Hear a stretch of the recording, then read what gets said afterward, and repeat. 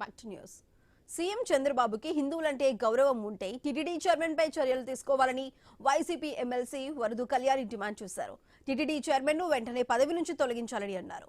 బాధిత మహిళ ముఖ్యమంత్రికి లేఖ రాసినా ఎందుకు పట్టించుకోవటం లేదని ఆరోపించారు. తిరుమలలో ఘోరాలు జరుగుతున్నాయని వరదు కళ్యాణి మండిపడ్డారు.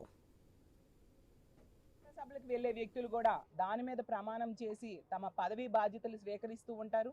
అలాంటి భగవద్గీత గురించి అంత నీచంగా మాట్లాడిన వ్యక్తి ఆ దేవదేవుడైన తిరుమలలో టీటీడీ చైర్మన్గా ఉన్నారంటే ఈ ప్రభుత్వం ఎంతగా దిగజారిపోయిందో అర్థం చేసుకోవచ్చు.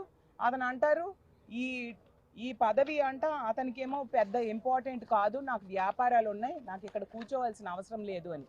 ఎవరతను కూర్చోమన్నారు? అంతగా వ్యాపారాలు ముఖ్యము అనుకుంటే అక్కడికే వెళ్ళి చేసుకోవచ్చు కదా, రాజీనామా చేసి. ఈరోజు బిఆర్ నాయుడు అనే వ్యక్తి చైర్మన్ అయ్యాక అసలు ఎన్ని అపచారాలు తిరుమలలో జరిగాయో మనం చూసుకుంటే, తిరుపతి లడ్డూకే అప్రతిష్ఠ తీసుకొచ్చారు. కోట్లాది మంది హిందూ భక్తుల మనోభావాల్ని ఈరోజు దెబ్బతీయడం జరిగింది.